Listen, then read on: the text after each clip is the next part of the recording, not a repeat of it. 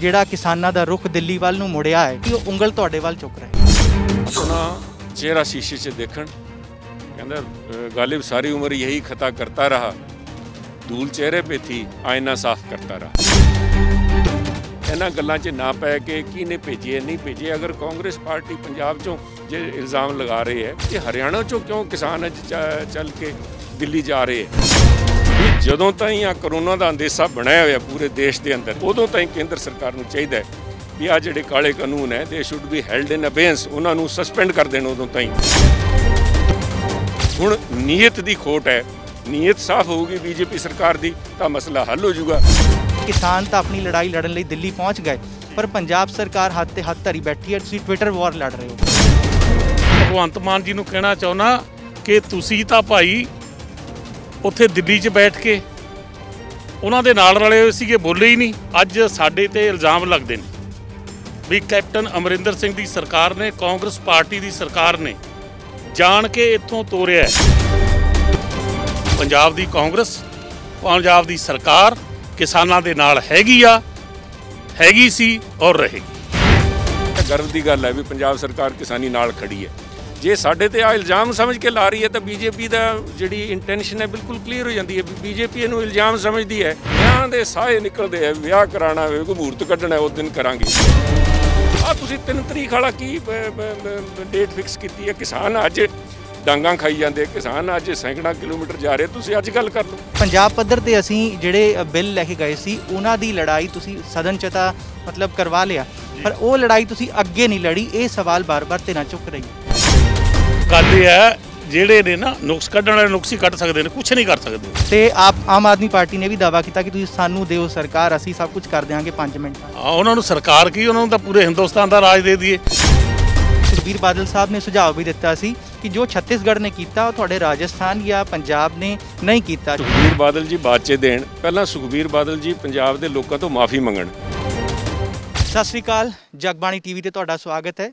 Jagbani Punjab Kesari group ਤੇ ਤੁਸੀਂ ਜਿਹੜਾ ਕਿਸਾਨਾਂ ਦਾ ਮਹਾ ਅੰਦੋਲਨ ਚੱਲ ਰਿਹਾ ਉਸ ਦੀ ਮਹਾ ਕਵਰੇਜ ਵੇਖ ਹੀ ਰਹੇ ਹੋ। ਇਸ ਵਿਚਾਲੇ ਅਸੀਂ ਜਿਹੜੇ ਲੋਕਾਂ ਦੇ ਨੁਮਾਇੰਦੇ ਨੇ, ਕਾਂਗਰਸ ਪਾਰਟੀ ਦੇ ਨੁਮਾਇੰਦੇ ਜਾਂ ਫਿਰ ਸਰਕਾਰ ਦੇ ਨੁਮਾਇੰਦੇ, ਉਹਨਾਂ ਨੂੰ ਤੁਹਾਡੇ ਵਿਚਾਲੇ ਲੈ ਕੇ ਆ ਰਹੇ ਹਾਂ ਤੇ ਇਸ ਅੰਦੋਲਨ ਤੇ ਉਹਨਾਂ ਦਾ ਪੱਖ ਜਾਣ ਰਹੇ ਹਾਂ।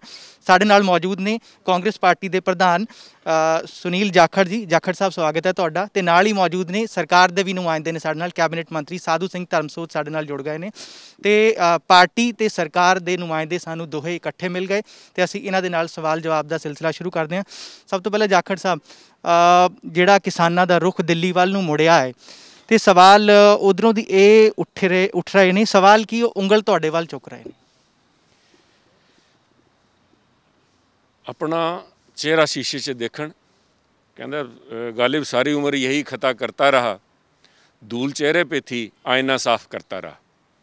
बीजेपी नूं समझना चाहिए भी किसान अज 2 महीनों तो बड़े शांतिपूर्वक तरीके नाल पूरे पंजाब दे अंदर प्रदर्शन ते बैठे है, कोई किसी नूं परेशानी नहीं। तो अज जदों पानी नक तो उत्ते जांदा रहा, अज किसानां ने दिल्ली वल कूच किया ते अज नहीं किया, उन्होंने पिछले 1 महीने तो कह रहे भी असीं दिल्ली जावांगे। केंद्र सरकार साडी गल सुन नहीं रही। केंद्र सरकार ने पहलां तां इन्हां नूं गलबात वास्ते बुला के जलील करके वापस भेजता, तो हुण भी जदों बुलाया वो भी गोंगलूआं तो मिट्टी झाड़न वाली गल इन्हां ने करके वापस तोरती। केंद्र सरकार दे अड़ियल रवैये दे खिलाफ अज किसानां नूं इन्ने ठंड दे अंदर इन्नी दूर जाके दिल्ली दे अंदर जिहदे विच गंदे पानी दियां, ठंडे पानी दियां बुछारां इन्हां ते पाईयां गईयां, आंसू गैस इन्हां ते छड्डी गई, ते बच्चे उन्हां दे नाल फैमिलीज़ ते पूरे नौजवान सारे साथी अज दिल्ली कन कूच अज जा रहे हैं। क्यों हालात बने?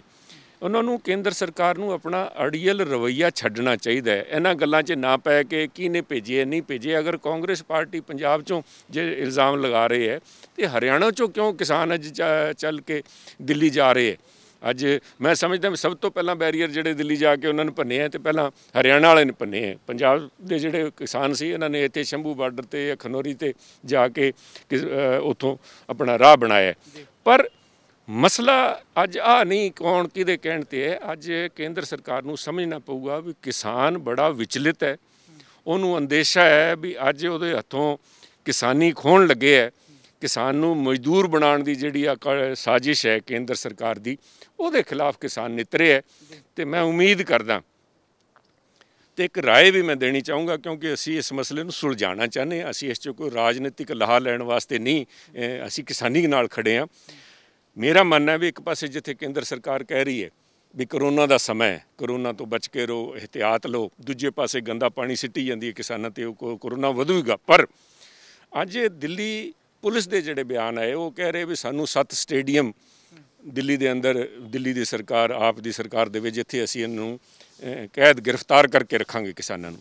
ਮੇਰੀ ਬੇਨਤੀ ਹੈ ਵੀ ਤੁਸੀਂ ਸਟੇਡੀਅਮ ਜੇਲ੍ਹ ਬਣਾਉਣ ਦੀ ਬਜਾਏ ਇੱਕ ਸਟੇਡੀਅਮ ਅਲਾਟ ਕਰ ਦਿਓ ਕਿਸਾਨਾਂ ਨੂੰ। ਬੁਰਾੜੀ ਜਿਹੜੀ ਬਾਹਰ ਜਗ੍ਹਾ ਹੈ, ਐਡਾ ਵੱਡਾ ਉੱਥੇ ਮੈਦਾਨ ਹੈ ਜਿਹਦੇ ਵਿੱਚ 5 ਲੱਖ ਕਿਸਾਨ ਜਾ ਕੇ ਬੈਠ ਸਕਦਾ, ਉਹਨਾਂ ਨੂੰ ਆਪਣੇ ਆਪ ਜਾ ਕੇ ਬੈਠਣ ਨੂੰ ਤਿਆਰ ਹੈ ਕਿਸਾਨ, ਉੱਥੇ ਜਾਣ ਦੀ ਇਜਾਜ਼ਤ ਦੇਣ। ਦੂਜੀ ਮੇਰੀ ਮੰਗ ਹੈ ਵੀ ਜਦੋਂ ਤਾਈਂ ਆ ਕਰੋਨਾ ਦਾ ਅੰਦੇਸ਼ਾ ਬਣਿਆ ਹੋਇਆ ਪੂਰੇ ਦੇਸ਼ ਦੇ ਅੰਦਰ, ਚਾਹੇ ਪੰਜਾਬ ਦੇ ਅੰਦਰ ਨਾਈਟ ਕਰਫਿਊ ਲੱਗ ਰਿਹਾ, ਦਿੱਲੀ ਦੇ ਅੰਦਰ ਸਭ ਤੋਂ ਜ਼ਿਆਦਾ ਕੇਸਿਸ ਆ ਰਹੇ ਹੈ, ਉਦੋਂ ਤਾਈਂ ਕੇਂਦਰ ਸਰਕਾਰ ਨੂੰ ਚਾਹੀਦਾ ਹੈ ਵੀ ਆ ਜਿਹੜੇ ਕਾਲੇ ਕਾਨੂੰਨ ਹੈ ਦੇ ਸ਼ੁੱਡ ਬੀ ਹੈਲਡ ਇਨ ਅਬੇਂਸ, ਉਹਨਾਂ ਨੂੰ ਸਸਪੈਂਡ ਕਰ ਦੇਣ ਉਦੋਂ ਤਾਈਂ, ਵੀ ਉਦੋਂ ਤਾਈਂ ਲਾਗੂ ਨਹੀਂ ਕਰਾਂਗੇ ਜਦੋਂ ਤਾਈਂ ਕਰੋਨਾ ਦੇਸ਼ ਦੇ ਅੰਦਰ ਫੈਲ ਰਹੀ ਹੈ। ਉਹਦੇ ਬਾਅਦ ਅਸੀਂ ਕਿਸਾਨਾਂ ਨਾਲ ਬੈਠ ਕੇ ਇਸ ਮਸਲੇ ਦਾ ਹੱਲ ਕਰਾਂਗੇ। ਤੇ ਮੈਂ ਸਮਝਦਾ ਹੁਣ ਨੀਅਤ ਦੀ ਖੋਟ ਹੈ, ਨੀਅਤ ਸਾਫ਼ ਹੋਊਗੀ ਬੀਜੇਪੀ ਸਰਕਾਰ ਦੀ ਤਾਂ ਮਸਲਾ ਹੱਲ ਹੋ ਜਾਊਗਾ। ਨਹੀਂ, ਕਿਸਾਨ ਅੱਜ ਆਪਣੀ ਤਿਆਰੀ ਕਰਕੇ ਗਏ, ਉਹ ਤਾਂ ਉੱਥੇ ਪੂਰਾ ਉਹਨਾਂ ਨੇ ਕਾਫਲਾ ਲੈ ਕੇ ਗਏ। ਸਰਕਾਰ ਦੇ ਮੁੱਦੇ ਤੇ ਸਵਾਲ ਚੁੱਕਿਆ, ਸਟੇਡੀਅਮ ਦੇ ਮੁੱਦੇ ਤੇ ਅਪਡੇਟ ਆ ਚੁੱਕਿਆ ਹੈ ਕਿ ਦਿੱਲੀ ਸਰਕਾਰ ਤੋਂ ਜਿਹੜੀ ਪਰਮਿਸ਼ਨ ਮੰਗੀ ਗਈ ਸੀ ਉਹਨਾਂ ਨੇ ਨਹੀਂ ਦਿੱਤੀ ਹੈ ਕਿ ਸਟੇਡੀਅਮ ਅਸੀਂ ਨਹੀਂ ਦੇਵਾਂਗੇ। ਹੁਣ ਸਰਕਾਰ ਦਾ ਅਸੀਂ ਪੱਖ ਲੈਂਦੇ ਹਾਂ।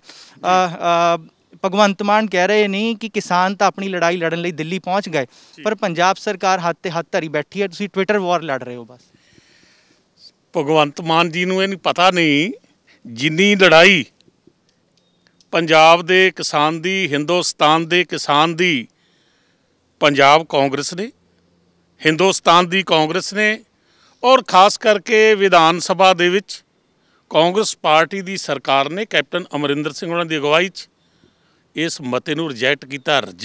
ਰਿਜੈਕਟ ਉਦੋਂ ਵੀ ਕੀਤਾ ਸੀ, ਅੱਜ ਵੀ ਕਰਦੇ ਹਾਂ, ਫੇਰ ਵੀ ਕਰਾਂਗੇ। ਔਰ ਜੋ ਉਹਨਾਂ ਦਾ ਭਗਵੰਤ ਮਾਨ ਜੀ ਨੂੰ ਕਹਿਣਾ ਚਾਹੁੰਦਾ ਕਿ ਤੁਸੀਂ ਤਾਂ ਭਾਈ ਉੱਥੇ ਦਿੱਲੀ 'ਚ ਬੈਠ ਕੇ ਉਹਨਾਂ ਦੇ ਨਾਲ ਰਲੇ ਹੋਏ ਸੀਗੇ, ਬੋਲੇ ਹੀ ਨਹੀਂ। ਔਰ ਜਦੋਂ ਅਸੀਂ ਮਤਾ ਪਾਸ ਕਰਤਾ, ਵਿੱਚ ਪਾਸ ਕਰਾ ਕੇ, ਉਸ ਤੋਂ ਬਾਅਦ ਮੁੱਕਰ ਗਏ, ਕਹਿੰਦੇ ਸਾਨੂੰ ਤਾਂ ਪਤਾ ਹੀ ਨਹੀਂ ਲੱਗਿਆ, ਤੁਹਾਨੂੰ ਤਾਂ ਆਪਣੇ ਆਪ 'ਤੇ ਪਤਾ ਹੀ ਨਹੀਂ। ਸੋ ਕੈਪਟਨ ਅਮਰਿੰਦਰ ਸਿੰਘ ਹਮੇਸ਼ਾ ਜਾਣਦਾ ਹੈ ਪੰਜਾਬ ਦੇ ਕਿਸਾਨ ਨੂੰ ਕਿਵੇਂ ਬਚਾਉਣਾ ਹੈ, ਪੰਜਾਬ ਦੇ ਕਿਸਾਨ ਦੀ ਰਾਖੀ ਕਿਵੇਂ ਕਰਨੀ ਹੈ, ਪਾਣੀਆਂ ਦੀ ਰਾਖੀ ਕਿਵੇਂ ਕੀਤੀ ਸੀ, ਪੰਜਾਬ ਦੇ ਵਪਾਰੀ ਦੀ ਰਾਖੀ ਕਿਵੇਂ ਕਰਨੀ ਹੈ।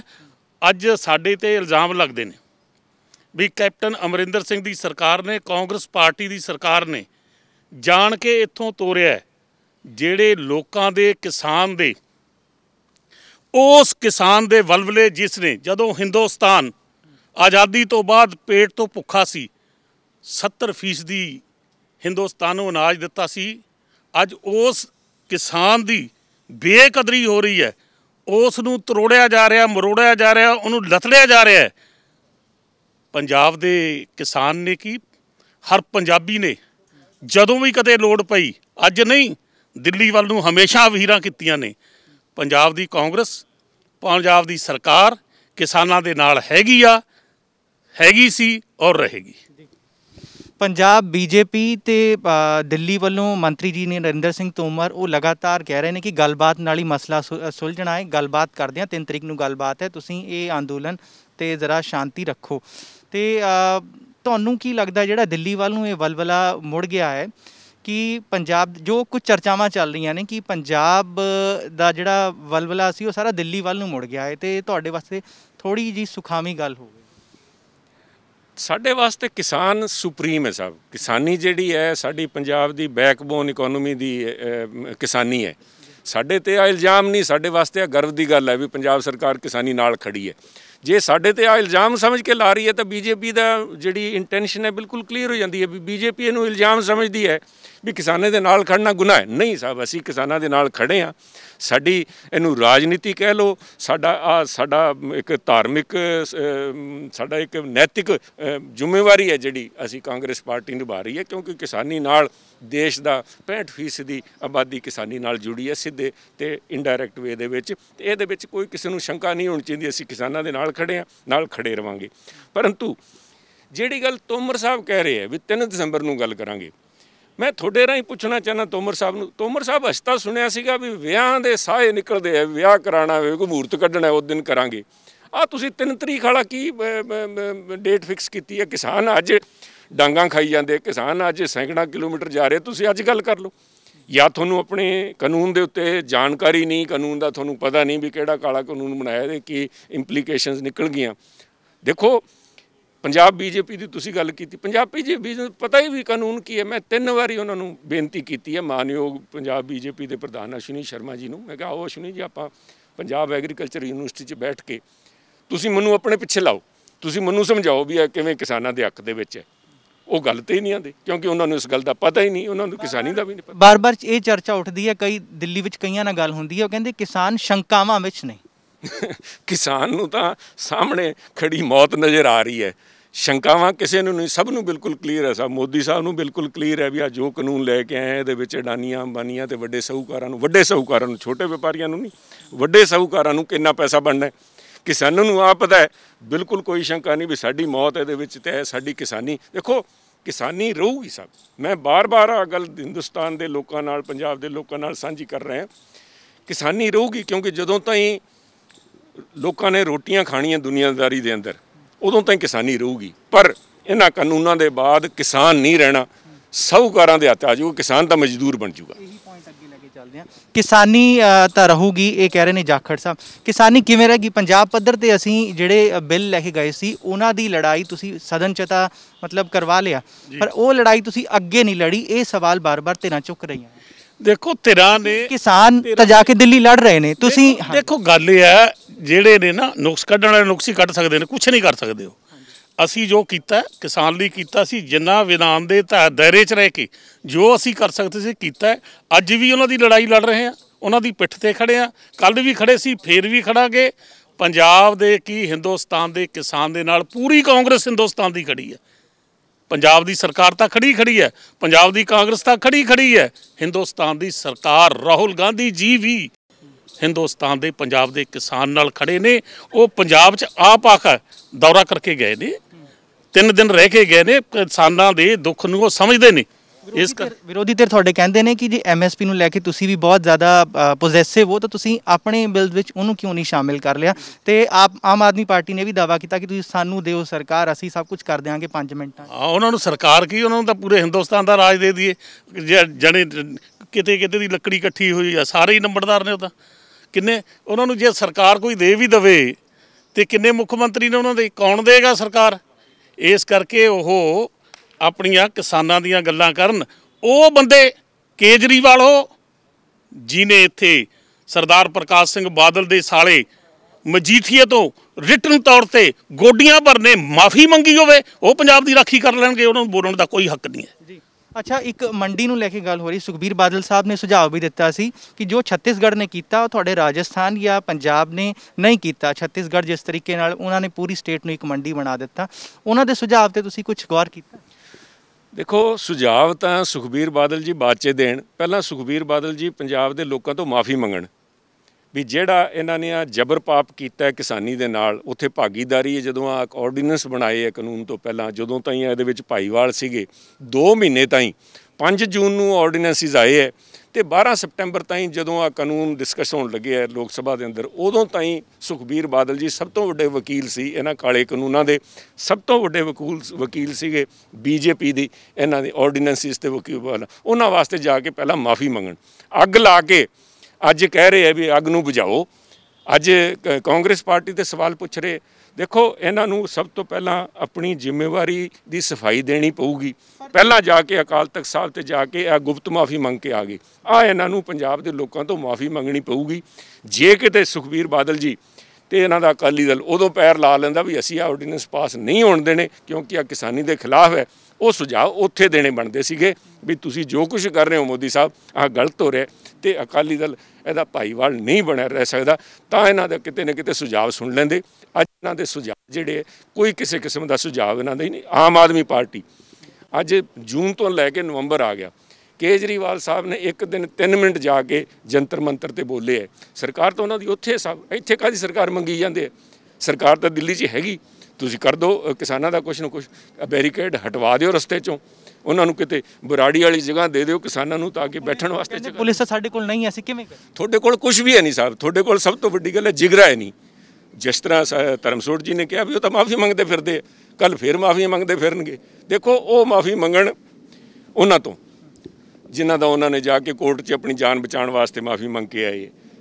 ਅਕਾਲੀ ਦਲ ਮਾਫੀ ਮੰਗੇ ਪੰਜਾਬ ਦੀ ਜਨਤਾ ਤੋਂ, ਦੇਸ਼ ਦੀ ਕਿਸਾਨੀ ਤੋਂ, ਵੀ ਅਸੀਂ ਆ ਜਿਹੜਾ ਜਬਰ ਪਾਪ ਹੈ ਇਹਦੇ ਵਿੱਚ ਸਾਡੇ ਬਰਾਬਰ ਦੇ ਭਾਈਵਾਲ ਹੈ ਸਾਹਿਬ, they are equal perpetrators of this crime. ਕਿਸਾਨ ਹਿਤੈਸ਼ੀ ਉਹ ਵੀ ਦੱਸ ਰਹੇ ਆਪਣੇ ਆਪ ਨੂੰ, ਤੁਸੀਂ ਵੀ ਦੱਸ ਰਹੇ ਹੋ, ਸਾਰੀ ਪਾਰਟੀਆਂ, ਅਕਾਲੀ ਦਲ, ਆਮ ਆਦਮੀ ਪਾਰਟੀ, ਸਾਰੇ ਆਪਣੇ ਆਪ ਨੂੰ ਕਿਸਾਨ। ਬੀਜੇਪੀ ਵਾਲੇ ਕਹਿੰਦੇ ਆ ਕਿ ਜੇ ਬਿੱਲ ਕਿਸਾਨਾਂ ਦੇ ਹਿੱਤ ਵਿੱਚ ਹੈ, ਕਿਸਾਨਾਂ ਦਾ ਬਹੁਤ ਫਾਇਦਾ।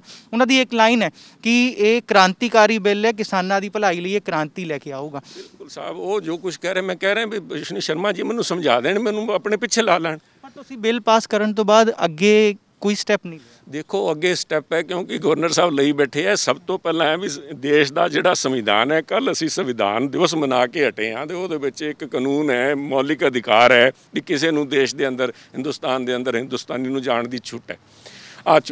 ਸੰਵਿਧਾਨ ਦੀ ਸਾਰੀ ਮੌਲਿਕ ਅਧਿਕਾਰ ਇਹਨਾਂ ਨੇ ਚਿੱਥੜੇ ਕਰਤੇ। ਕੱਲ੍ਹ ਹਰਿਆਣਾ ਇਸ ਤਰ੍ਹਾਂ ਬਣਾ ਰੱਖਿਆ ਜਿਵੇਂ ਕੋਈ ਦੁਸ਼ਮਣ ਦੇਸ਼ ਹੋਏ ਪੰਜਾਬ, ਜਿੱਥੋਂ ਕੋਈ ਅੰਦਰ ਜਾਣ ਨਹੀਂ ਦੇਣੇ।